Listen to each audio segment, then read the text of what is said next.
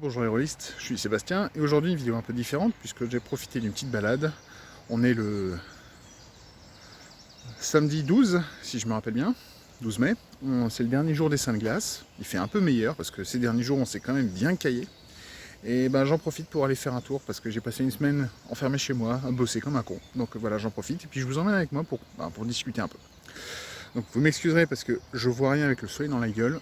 Donc, je sais c'est pas très beau mais bon, ce sera mieux comme ça. Je vais vous éblouir quelques secondes le temps de commencer le chemin. Désolé pour ça. Et puis on va discuter. Bon, j'ai l'air d'un con à marcher avec un selfie stick, mais pas grave.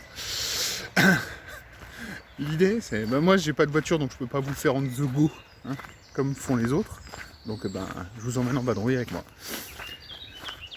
On n'est pas loin de chez moi, sur un circuit qui fait le tour d'une douve extérieure d'un fort. Et je peux pas vous montrer le fort parce qu'il est fermé, et puis même s'il était ouvert, je n'aurais pas voulu vous le présenter parce que il est moche, il est mal entretenu, parce que de toute façon en France, on n'entretient pas l'histoire de l'Alsace si elle est faite par les Allemands. Il manque de peau pour moi et pour beaucoup d'entre nous en Alsace. On a plus de 1000 ans d'histoire du côté de l'Allemagne et de l'Empire germanique, donc forcément il y a moins de choses à montrer. Pour beaucoup en Alsace, l'histoire elle commence à la conquête de Strasbourg, à la date que j'ai oubliée. Et bon, pas grave, de toute façon c'est pas important. On n'est pas là pour ça. On est là pour parler du jeu de rôle. Donc aujourd'hui, vous avez peut-être vu Donjons et Dragons, le film. Vous l'avez peut-être même aimé, ce qui est très possible vu que c'est un film plutôt correct. Et puis vous dites, j'aimerais bien m'y mettre au jeu de rôle, ça a l'air fun. Alors déjà, vous ne s'attendez pas à ce qu'une partie de jeu de rôle ce soit ce que vous ayez vu dans le film. C'est pas exactement ça, mais c'est pas loin. J'ai toujours le soleil derrière moi, je vais faire pas vous éblouir, désolé. Et donc, qu'est-ce que je peux vous dire si vous voulez débuter? Alors, première chose hyper importante, c'est de trouver des copains avec qui jouer. Parce que si vous jouez avec des inconnus pour une première partie, ça risque d'être un peu plus difficile, mais c'est pas impossible. Et discuter avec eux.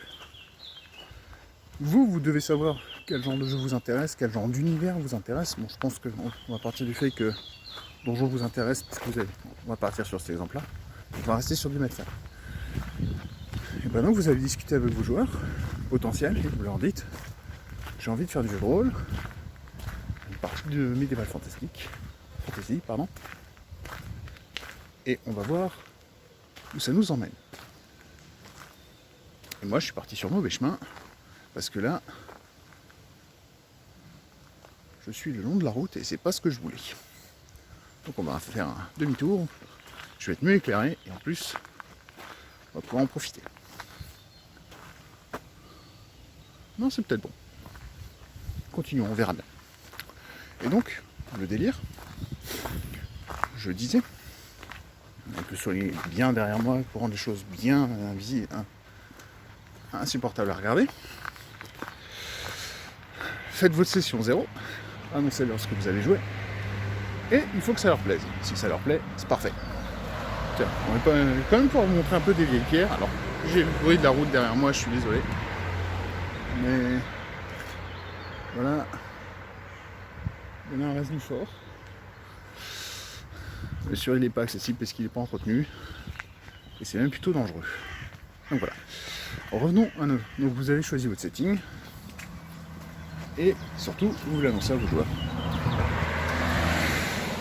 Ouais, je confirme, je suis sur le mauvais chemin. Bon, on va faire une pause. Je vais regarder le trajet. Allez, deuxième prise. Je suis nouveau sur le chemin. On va voir où ça m'emmène. Donc bon, je disais, je regarde mes notes. Je me remets correctement. Voilà. Donc, où j'en étais? Vous avez choisi vos settings. Et bien maintenant, il va falloir vous documenter sur ce setting. Il va falloir apprendre à le connaître. Il va falloir connaître à peu près l'univers. Si vous ne connaissez pas votre univers, en tant qu'MJ, vous n'allez pas pouvoir le faire jouer. Vos joueurs vont vous n'allez pas être cohérent, vos joueurs ne vont pas vous comprendre, ne vont pas arriver à vous suivre. Et puis ben, si ça se trouve, même vous n'arriverez pas à vous suivre ce que vous essayez de raconter, donc ben, vous allez vous faire chier parce que vous allez avoir le nez dans le bouquin. Le but c'est ça, c'est de sortir le nez du bouquin. C'est un peu chiant, c'est un peu dur, mais on peut y arriver. D'accord? Prenez le temps de lire, et vous devrez le trouver. Sinon, comprendre un truc aussi, c'est que au-delà du setting, il faut aussi connaître un peu le système. Alors il n'y a pas besoin de connaître le système par cœur et de pouvoir le réciter de manière encyclopédique. Ah, bordel. Mais vous devez au moins connaître les grandes lignes, comme beau joueur. Voire un peu plus parce que vous devez maîtriser 2-3 petits points en plus. Pas beaucoup. Principalement les PJ, les PNJ, pardon, les monstres, les combats, ce genre de choses. Rien de bien si fou, mais il faut le connaître.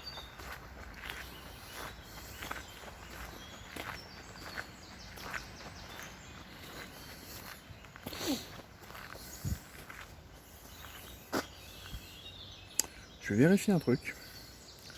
Je coupe une nouvelle fois. Je suis sur le bon chemin, par contre je vais pas parler, parce que là, je suis obligé de passer par un sentier à la con. Je fais un peu gaffe où je marche. Et on reprendra la discussion dès que je risque pas de me croûter en vous causant.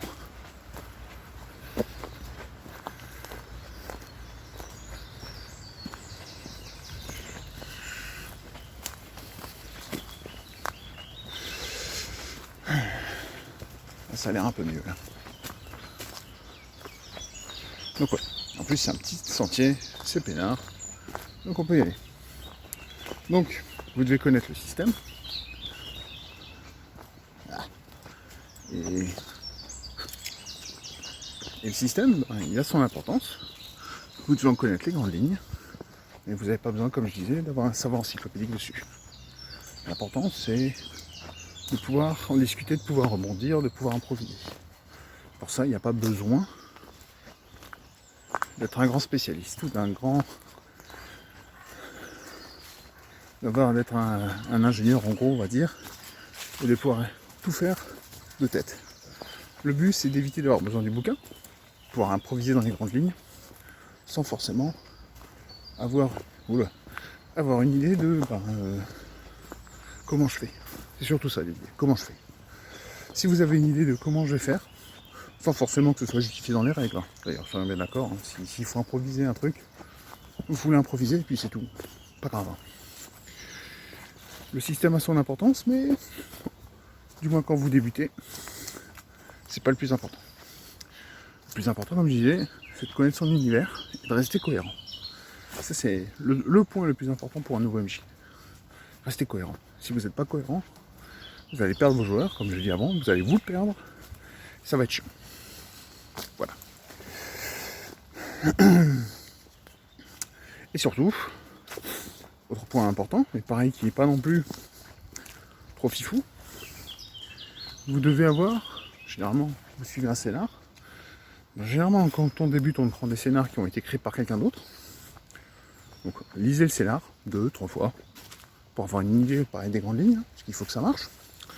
Et puis, vous devez être capable aussi de pouvoir improviser, parce que comme le fait qu'un plan de bataille ne survit pas au contact avec l'ennemi, votre scénar il va pas survivre au contact avec les MJ, les PJ, putain. Je me concentre sur ce que je fais et pas sur ce que je dis, donc je me plante un peu, excusez-moi. Et il va falloir être capable d'improviser, comme je disais avant, et surtout de pouvoir emmener vos joueurs là où vous voulez les emmener. Donc ça veut dire des fois aussi trouver une astuce, trouver un moyen pour les amener là où vous voulez. Ils veulent aller visiter ailleurs, pas gênant, laissez-les aller visiter là-bas, improviser. Alors pour ça c'est bon d'avoir une liste de noms de tout près, hein. Des noms de persos, des noms de lieux, ce genre de choses. Et puis de là vous pourrez vous enchaîner et puis il faudra trouver le petit truc pour les motiver à aller là où vous voulez qu'ils aillent. Donc trouver un pardon, trouver une raison. On leur vole du matos. Ça, généralement vous allez les faire, ils vont courir quand vous allez leur voler du matos. Mais ne le faites pas trop souvent parce que vous allez les saouler. Déplacer un de leurs objectifs à eux vers l'objectif où ils doivent aller. Voilà, désolé Mario, mais la princesse est dans un autre château. Ça marche, pas toujours. Enfin, pas si on répète, mais ça marche. Donc voilà. En fait, c'est cette partie-là qui demande le plus de bouteilles et le plus de travail pour les MJ. C'est trouver les idées pour rebondir sur les joueurs. Et pas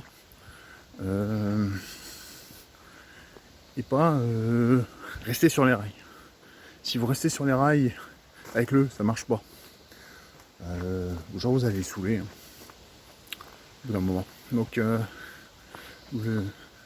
on n'est pas dans un jeu vidéo, il n'y a pas de mur magique qui vous empêche d'avancer. Il n'y a que votre imagination et celle de vos joueurs. Alors écoutez quand vos joueurs vous proposent des trucs. Alors des fois ils vous les proposent pas.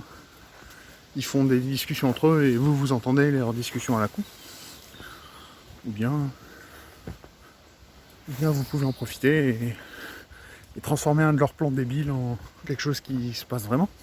Ça marche bien ça. Ça les rend dingues d'ailleurs. Donc voilà, profitez-en aussi de ça. Qu'est-ce que je peux vous dire d'autre?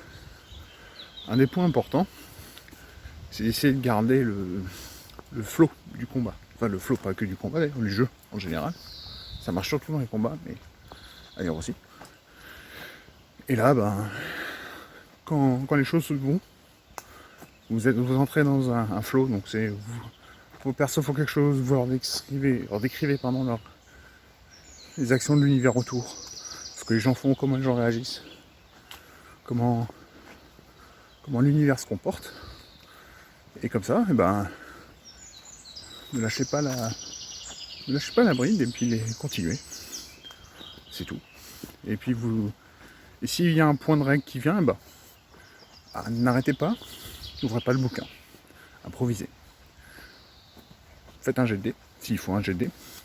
Prenez une décision, si vous n'avez pas envie de jeter les dés ou si c'est pas nécessaire. Puis voilà. D'accord, les règles disaient il aurait fallu faire autrement. Pas grave. Vous leur dites simplement on verra ça après. C'est pas important.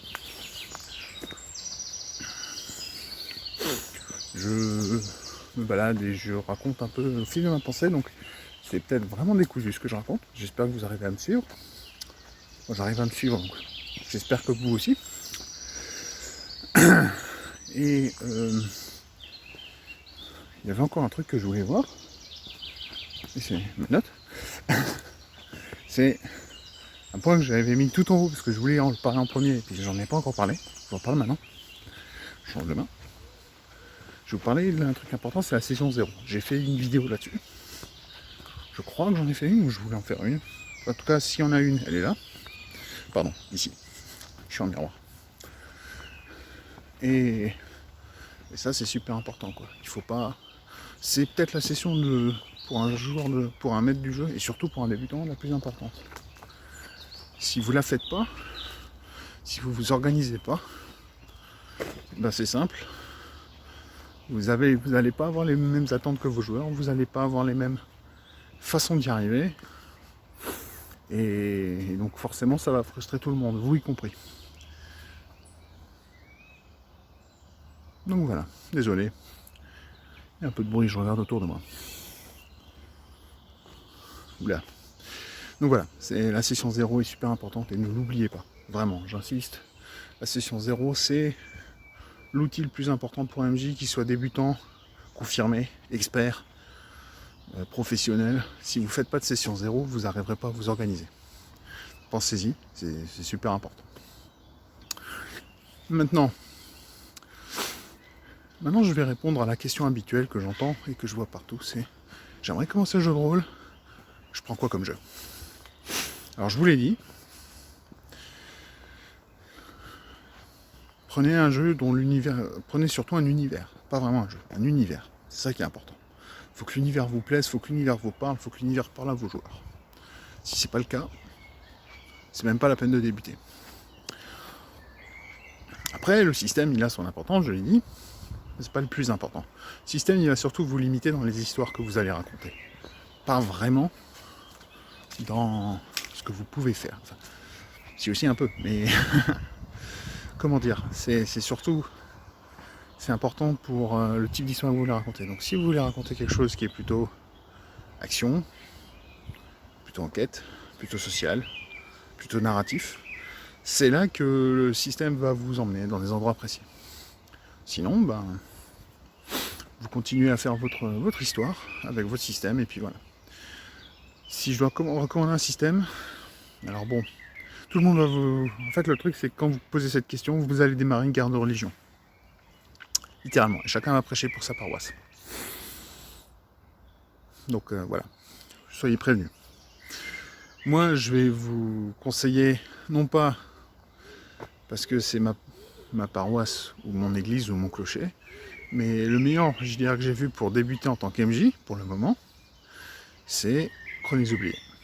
Chroniques oubliées, il est fait pour. En fait, il est fait pour initier des nouveaux joueurs, et il est fait pour initier des nouveaux MJ. Donc, profitez-en, utilisez-le. C'est une version très simplifiée, très allégée de D20. Et donc, si vous voulez faire des trucs avec une bonne dose d'action, ça peut marcher, ça peut être sympa. Sinon, prenez comme dit, trouvez un système qui est collé à un univers qui vous plaît. C'est surtout ça qui est important. Voilà. Moi, je vais continuer ma balade. Je vais vous laisser ici. J'espère que vous connaissez le chemin pour rentrer. Et puis, en attendant la prochaine vidéo, qui est sur, je sais pas, et je vous dis à tous, peace ball.